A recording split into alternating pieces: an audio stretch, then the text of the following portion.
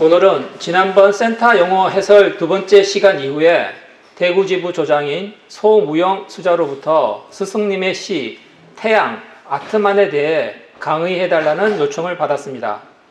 소무영 수자가 스승님의 시 중에서 특별히 태양을 꼭 집어서 지목한 이유가 말은 안 했지만 그 시에 대해 어느 정도 공감하시는가요? 라고 묻고 있는 것처럼 느껴졌습니다. 시를 대하는 방법은 두 가지가 있습니다. 하나는 분석해서 평론하는 것이고 또 하나는 바로 느껴서 공감하는 것입니다. 시를 바로 읽으면서 공감할 때 진정한 시의 묘미를 느끼게 됩니다.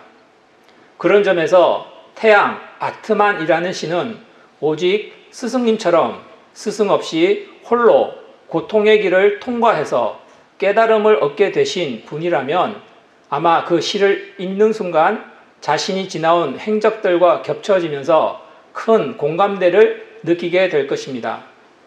하지만 스승님의 도움으로 아트만을 찾게 될 우리는 스승님의 시보다는 비원승자님의 시에서 더욱 절절한 공감대를 느끼게 될 것입니다. 그 과정이 스승님이 걸어오신 길과는 달리 우리는 스승님 앞에서 자신의 자의식을 내려놓아야 하기 때문입니다. 그럼 이제부터 무영수자의 요청에 응답하는 시간을 갖도록 하겠습니다. 스승님께서는 이 책에 나온 시를 해석하려고 시도하려는 누군가가 있을 것임을 미리 아시고 이 책 깨달음의 시 서문에 다음과 같이 말씀하셨습니다. 오른쪽에 그 서문을 띄워놨습니다. 제목이 무지를 깨고 만물을 창조하라입니다. 다음 내용은 제가 읽도록 하겠습니다. 우리의 마음에 여러 가지 상념이 일고 갖가지 생각이 끊임없이 일어나듯이 우주도 우리의 마음과 같이 그 본체 속에서 삼라만상이라는 갖가지 작용과 형상이 벌어진다. 불교에서는 우리 마음의 본체를 성품, 당체 혹은 본성이라고 하며 그 본체의 작용에 의해 여러 가지 상념과 생각이 일어난다고 한다. 우주 역시 마찬가지로 형체 이전의 세계를 공이라고 하며 공의 작용에 의해 일어나는 삼라만상의 세계를 색이라고 말한다. 그러나 우리 마음속에 일어나는 모든 생각은 현재 의식에 의해 이해할 수 있지만 그 본체는 무의식적으로 존재할 뿐 생각으로는 느낄 수가 없다. 불교에서는 이렇게 이론적으로 이해하여 아하 그렇구나 하고 알 수 있는 삶을 알물 열애선이라고 하며 직관을 통해 직접 그 본체를 느껴서 아는 것을 견성 또는 조사선이라고 한다. 우리 소공자 초험센터는 조사선에 의해 직접 그 본체를 아는 암만을 인정할 뿐 열애선은 인정하지 않는다. 불교 선종 위양종의 향음선사는 다음과 같이 말했다. 내게 타고난 기질이 있어 단번에 그를 알아보았네. 이를 이해하지 못하는 사람이 있다면 중이라고 부르지 말아야지. 그렇다. 여기서 단번에 그를 알아보았다고 하는 그는 마음의 본체, 곧 성품이다. 타고난 기질은 곧 타고난 직관을 뜻한다. 여기서 말하는 타고난 기질, 타고난 직관은 지금 요즘 스승께서 말씀하시는 육감, 예감, 영감, 직감 등으로 불리는 영혼의 기감과 같은 뜻입니다. 그러면 다음 말을 또 계속 읽겠습니다.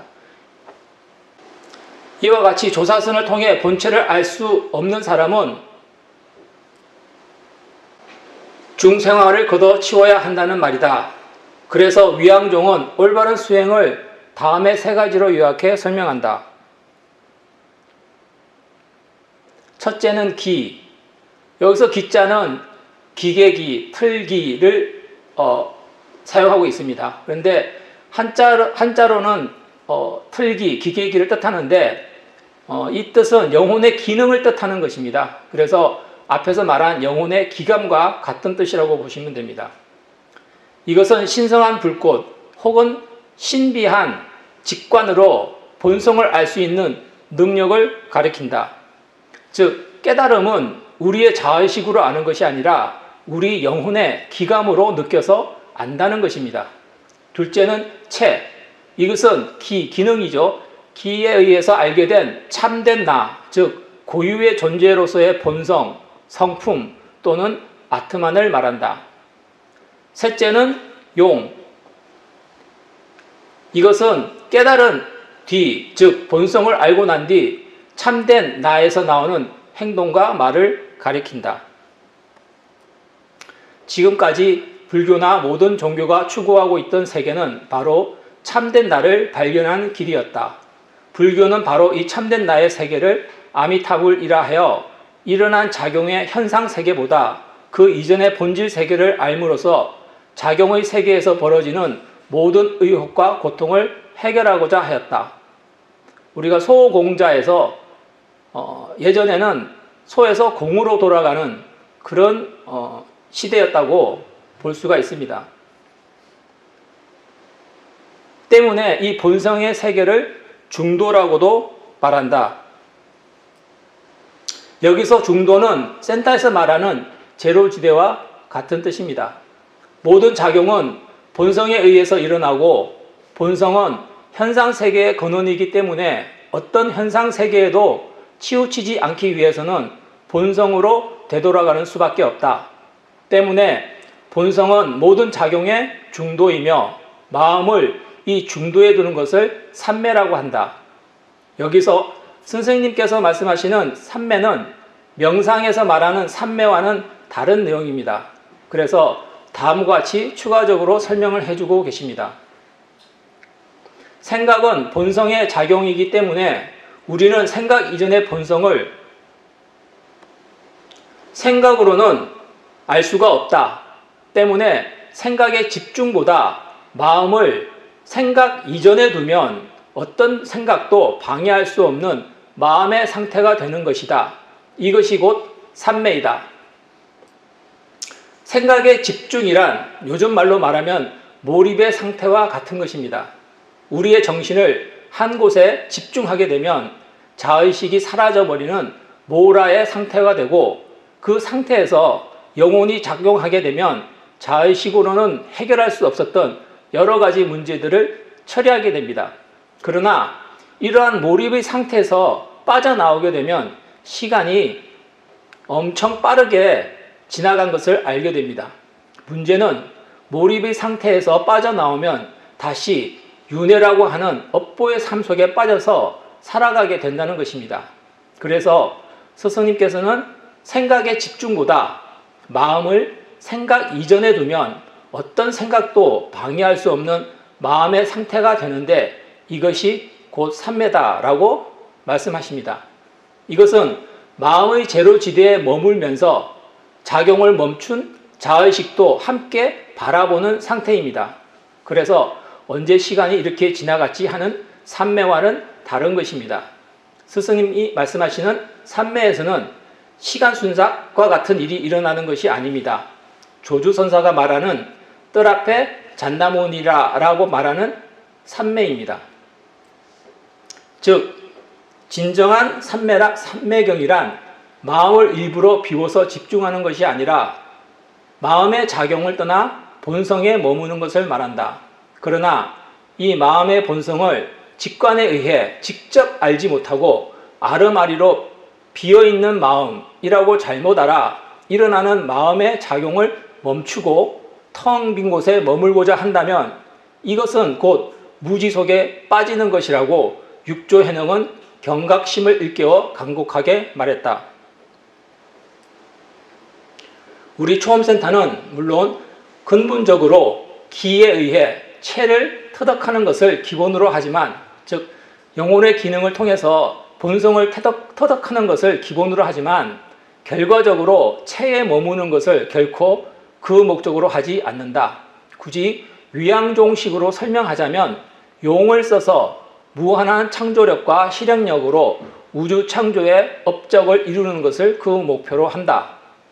때문에 살아생전 경험에 의해 업보를 이어가는 삶이 아니라 본질을 통해 모든 업보의 장애로부터 벗어나 용을 통해 경험된 삶을 펼쳐 창조와 달성을 이루는 삶을 만들어가는 것을 그 목표로 한다. 그리고 이렇게 사는 삶을 우리는 초험이라고 한다. 초험은 경험의 세계를 뛰어넘어 그 본체를 알고 본체의 생명력을 통해 경험의 세계를 펼쳐 우주 만물의 창조를 이루는 것이다. 태초에 본성이 있었으며 그 본성으로부터 모든 만물이 창조되었기 때문에 우리는 그 본성을 알 수 있는 것이다. 즉 우리가 견성을 할 수 있는 것, 그것은 우리 모든 존재가 그 본성으로부터 창조되었기 때문에 우리가 그 본성으로 되돌아가고자 하는 기능을 가지고 있고 그 기능에 의해서 우리는 우리의 본성을 알 수가 있다는 것입니다. 단지 그 본성은 이론적으로 이해하여 두뇌로 아는 것이 아니라 그 실체를 직접 느껴야만 진실로 알 수가 있다. 그래서 항상 스님께서는 기감을 말씀하시고 계십니다. 우리의 자의식으로 아는 것이 아니고 우리의 육감, 기감이라고 하는 기능을 통해서 알아야만 하기 때문입니다. 어떻게 하면 그 실체를 알 수 있을까? 궁금하면 다음 장자의 말에 귀 기울여 실행하라. 열망의 샘이 깊어지면 하늘의 샘은 말라간다. 여기서 열망은 자의식이 깨달음에 대해서 알고 싶어하는 열망을 말합니다. 그렇게 자의식이 알고자 하면 할수록 하늘의 샘, 여기서 하늘의 샘은 아트만, 우주의 본성을 뜻합니다. 하늘의 샘은 멀어져 간다라는 뜻입니다. 또 누가 실천할 수 있는 사람인가를 구별하고자 한다면 세상사에 얽매여 그 장애 속에서 괴로워하는 사람이 아닌 모든 인간사를 아래로 내려다 볼 수 있는 높은 격을 갖춘 자라야 알 수 있다.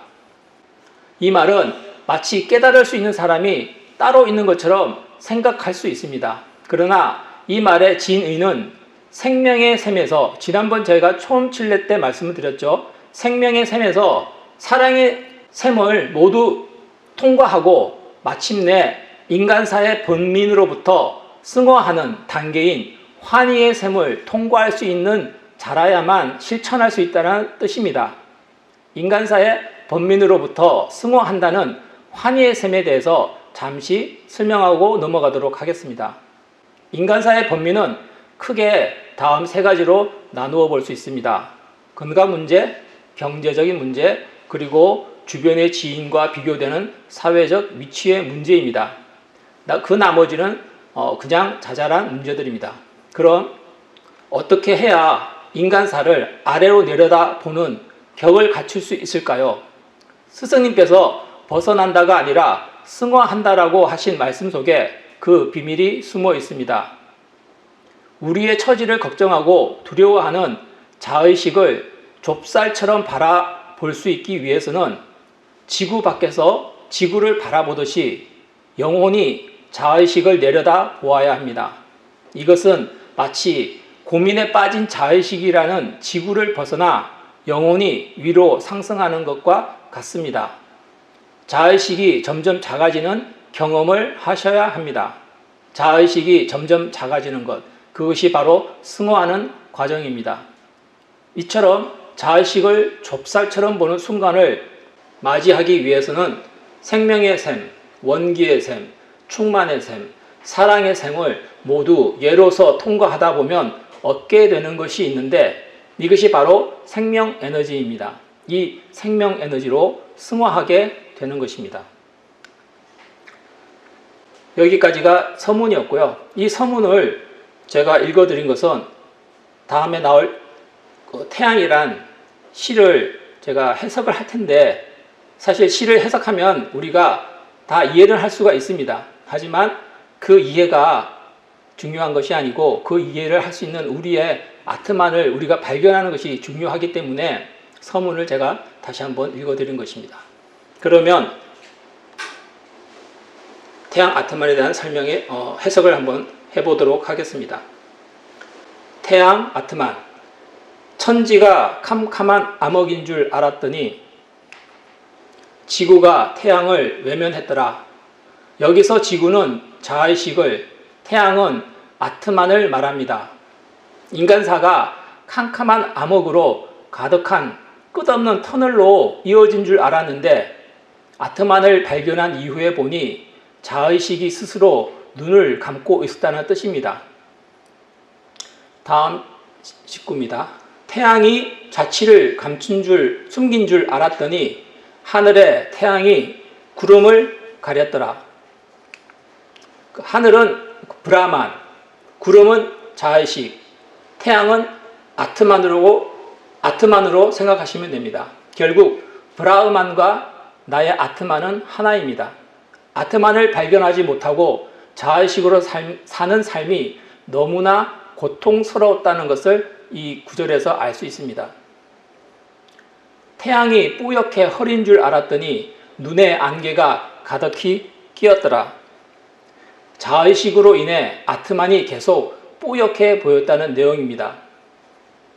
시가 전체 4행으로 이루어져 있는데 지금 제가 3행까지 왔는데 아직도 세상은 뿌옇고 흐린 상태입니다.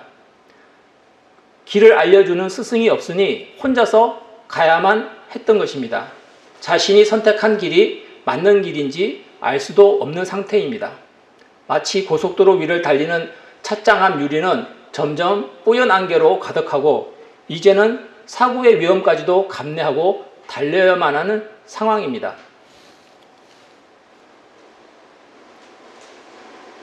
안개가 그치면 만물은 찬란히 빛날 줄 알았더니 눈앞을 가린 뿌연 안개가 사라지면 만물이 선명하게 드러날 줄 알았다는 것입니다. 여기서 중요한 것이 눈입니다. 그러니까 눈은 자의식이거든요. 그래서 자의식으로 봤을 때는 뿌연 안개가 사라지면 찬란한 세상이 나타날 것이라고 생각하는 것이 자의식입니다. 그래서 뿌연 안개는 자의식이 알고 있는 경험의 세계입니다. 경험의 세계를 뛰어넘어서면 만물이 선명하게 드러날 줄 알았는데 이제 여기까지가 바로 자의식의 한계를 설명하고 있는 구절입니다. 그 다음이 곧 깨달음으로 넘어가는데요. 태양 그 자체는 빛도 어둠도 아니더라. 이 행에서부터는 자의식에서 바라본 세상이 아닙니다. 그 이전의 구절은 모두 자의식에서 바라본 세상이었고요. 바로 이 순간부터 다시 전혀 다른 각도가 되어버립니다. 바라보는 시각이 달라져 버립니다. 태양 그 자체는 빛도 어둠도 아니더라. 영혼이 자신의 본성을 발견하고 자의식과 영혼의 본성이 동시에 존재하고 있음을 표현하고 계십니다. 즉, 이 순간은 깨달음을 표현하고 계신 구절입니다. 아트만의 본성은 작용 이전의 세계입니다. 뻗어나가는 작용을 대표하는 빛, 그 빛도 또 끌어당기는 작용을 대표하는 어둠, 이런 그 작용이라고 하는 세계는 빛과 어둠으로 대표될 수 있는데 이 작용의 세계는 하나의 작용일 뿐 작용 이전의 본성은 아니더라는 뜻입니다. 오로지 만물이 태양과 함께 나타나고 있을 뿐이더라. 여기서 만물은 뻗어나가고 끌어당기는 작용과 그로 인한 형상의 세계를 말합니다. 그리고 태양은 작용 이전의 세계를 말합니다. 그래서 깨닫고 보니 작용과 작용 이전의 세계가 함께 있더라는 뜻입니다. 이 시의 마지막 구절은 스승님께서 처음 깨달으실 때, 28세 때 깨달으실 때의 상황을 표현하고 있는 것 같습니다. 전구가 팍 하고 깨어지면서 갑자기 어둠이 찾아오는 순간 자의식의 작용이 멈추고 스승님의 영혼이 아트만을 발견하는 순간을 표현한 것입니다.